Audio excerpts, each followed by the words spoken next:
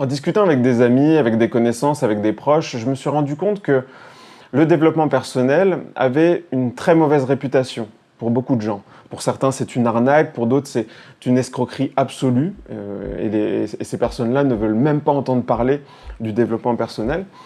Et dans un certain sens, je compatis tout à fait avec elles, parce qu'il existe un développement personnel très marketing, et dont je pense personnellement qu'il est à vomir. Et si vous avez eu vous-même des expériences négatives avec un certain développement personnel, ou s'il y a des choses que vous aimeriez ajouter à ce que je vais dire, n'hésitez pas à n'importe quel moment de cette vidéo à mettre en pause et à nous faire part de votre témoignage, parce que je suis sûr que votre expérience permettra à certains de ne pas tomber dans les mêmes pièges.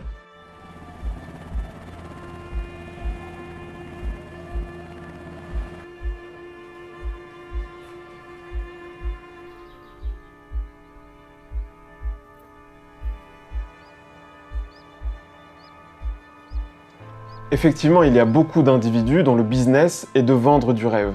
Et c'est un business très lucratif. Pourquoi très lucratif? Parce que d'abord, il y a beaucoup de demandes. Beaucoup de demandes parce que beaucoup d'entre nous ne vivent pas dans des conditions idéales et beaucoup d'entre nous peuvent éprouver une certaine motivation lorsqu'on leur dit « Regardez tous ces milliardaires qui se lèvent à 5 h du matin, levez-vous à 5 h du matin et vous obtiendrez le même type de succès dans votre vie. » Ou par exemple, adoptez telle ou telle habitude pour ne plus jamais être stressé ou anxieux. Faites du sport et méditez, par exemple. Ou encore, répétez-vous des affirmations positives tous les matins devant un miroir et votre vie va changer. Et c'est normal que ça produise cet effet-là, parce que dans un certain sens, ce sont des choses très faciles à mettre en place et dont on nous explique qu'elles peuvent avoir un impact radical sur notre vie.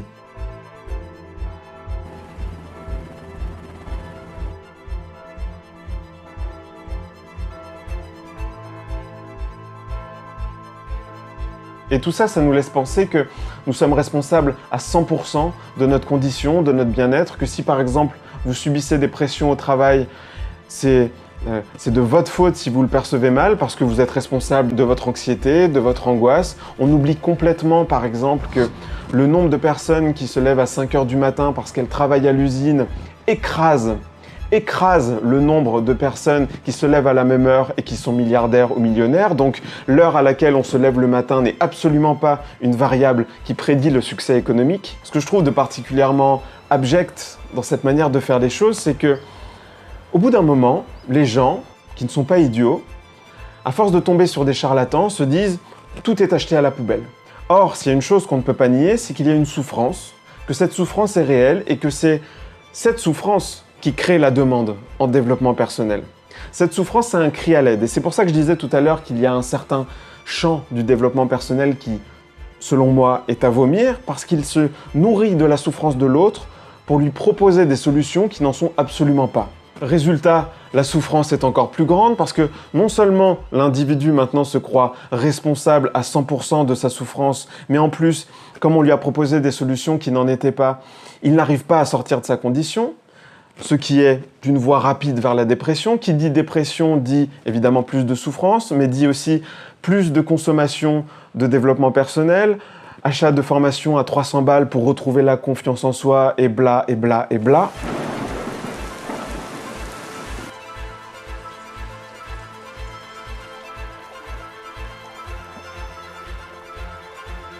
Maintenant, je voudrais m'adresser plus directement aux personnes qui ont une mauvaise opinion du développement personnel. Je trouve ça très dangereux de jeter le bébé avec l'eau du bain. Si vous allez dans n'importe quelle librairie aujourd'hui, que vous avez l'habitude de fréquenter, vous constaterez que le rayon développement personnel a doublé, triplé, quintuplé. C'est une réalité, c'est un fait, que ça vous plaise ou non. Et affirmer que toutes les personnes qui consomment du développement personnel le font parce qu'on a créé artificiellement des problèmes pour eux, serait non seulement très difficile à prouver scientifiquement, mais aussi un manque de respect profond pour les lecteurs. Le consommateur de développement personnel a un problème à régler. Les problèmes de stress, d'anxiété, d'angoisse, les problèmes de motivation, de discipline, ça existe. Ça aussi, c'est un fait, que ça vous plaise ou non. Et quand vous avez toujours eu envie d'écrire, que vous n'y arrivez pas et qu'un jour, quelqu'un vous donne les moyens intellectuels de dépasser la résistance, de vous mettre au travail et de rester discipliné avec votre pratique, je ne vois pas ce qu'il peut y avoir de négatif ou de mauvais à ça. Je crois qu'on a un problème avec la terminologie, avec le côté marketing qui est associé, pas avec l'idée.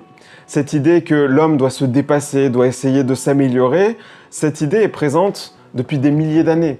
Dans les religions d'abord, dans la philosophie ensuite. C'est une idée vieille comme le monde. Maintenant, il y a aussi un certain nombre d'individus qui attaquent le développement personnel sous couvert d'une forme de nihilisme, en se disant que de toute façon, on va bientôt mourir, que de toute façon, on sera très bientôt mangé par les vers, donc de toute façon, à quoi bon s'améliorer finalement? Et si on pense comme ça, plus rien ne se fait, plus rien ne se crée.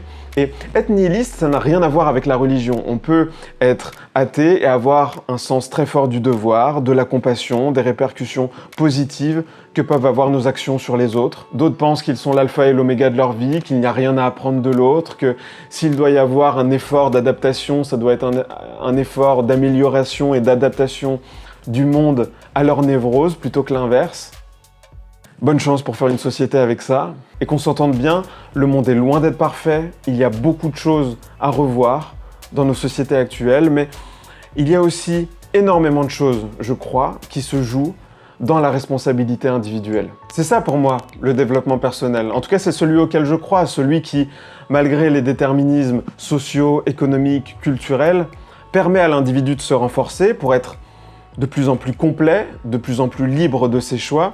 Et si vous n'êtes pas d'accord avec cette vision des choses, je serais ravi d'entendre vos arguments. N'hésitez pas à laisser un commentaire. Et si au contraire vous vous reconnaissez avec cette vision des choses, alors n'hésitez pas aussi à apporter votre contribution ou à nuancer mes propos si vous estimez que c'est nécessaire. Maintenant, si on croit qu'il y a quand même une petite fenêtre, un petit espace à travers lequel on peut faire naître une forme de libre arbitre, à travers lequel on peut faire de meilleurs choix, s'améliorer un tout petit peu, non seulement pour soi, mais aussi pour les autres. Alors j'imagine qu'on peut envisager une bonne et une mauvaise manière de consommer le développement personnel. D'abord, je vais commencer par la mauvaise. Je pense qu'on franchit une ligne lorsqu'on devient un consommateur régulier de développement personnel. Et quand je dis régulier, j'entends quotidien. La consommation de contenu en développement personnel peut devenir très addictive. Pourquoi? Parce que quand on consomme du contenu en développement personnel, on s'imagine en train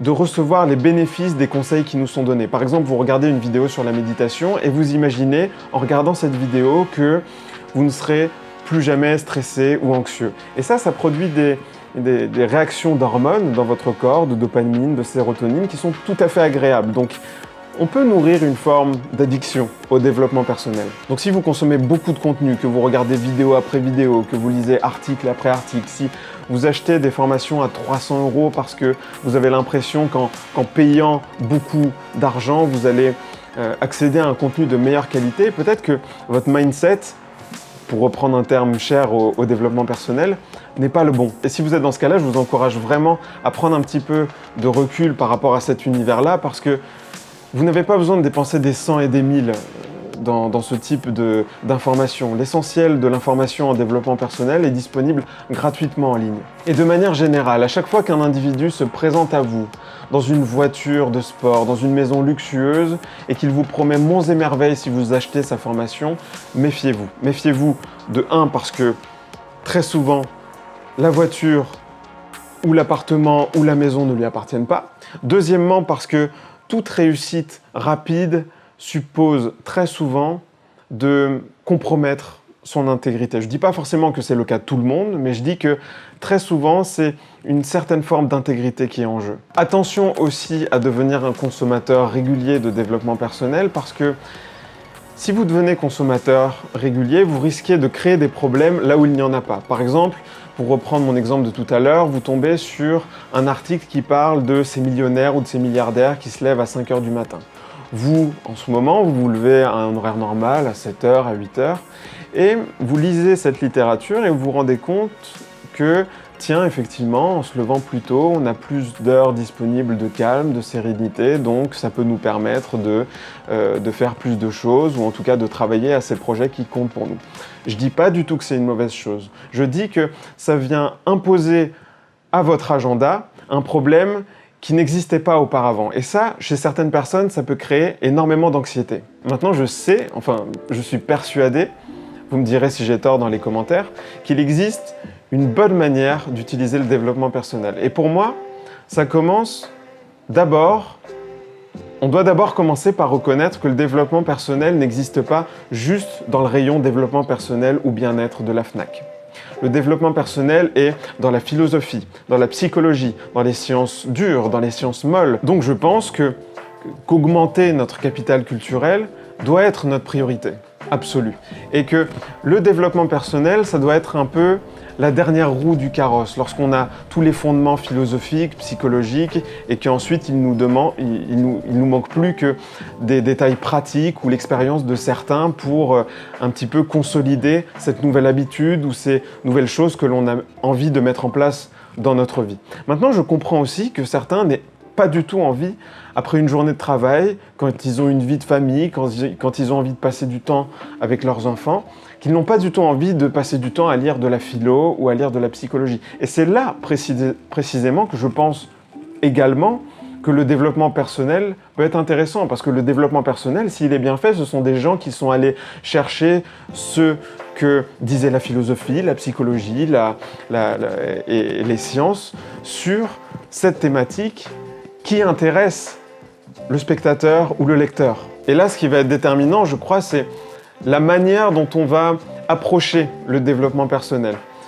Ce qui est essentiel pour moi, c'est de ne pas laisser le développement personnel nous imposer son agenda. Il faut s'efforcer, il faut se faire violence, je pense, pour que on aille toujours essayer de solutionner un problème que l'on a déjà, de partir de soi, d'identifier un problème et de regarder ce que dit la littérature en développement personnel pour solutionner le problème.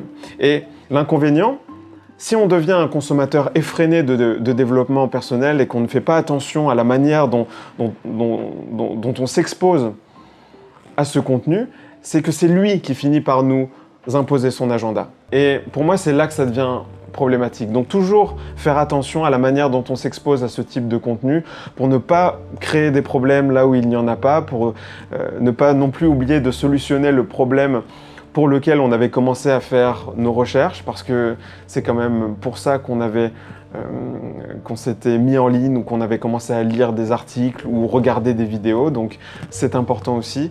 Enfin, je finirai juste là-dessus. Je l'ai déjà dit tout à l'heure, l'essentiel du contenu en développement personnel est gratuit sur Internet, donc vous n'avez pas besoin de vous ruiner pour avoir accès à ce type de contenu. Si jamais vous trouvez que vous n'avez pas accès à l'ensemble des données qui vous intéresseraient sur ce sujet-là, ou en tout cas que nombre de vos questions restent sans solution, alors je vous encourage vraiment à bosser un petit peu votre anglais, parce que les anglo-saxons sont vraiment en avance sur ces questions-là, et vous aurez donc accès à une banque de données absolument incroyable si vous bossez un tout petit peu votre anglais.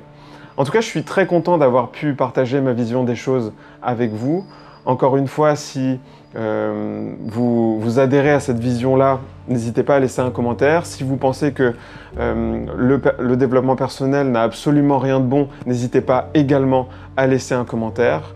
Je m'appelle Julien Mazy. Toutes les semaines, je publie une vidéo sur le thème de la construction de soi en général, bien-être, productivité, zen aussi, parce que c'est mon nouveau dada. À ce titre, j'ai créé un blog récemment sur lequel je publie du contenu très régulièrement qui s'appelle Zen is the Way. Vous trouverez un lien dans la description. Et donc, d'ici à la semaine prochaine, je vous souhaite tout ce qu'il y a de meilleur.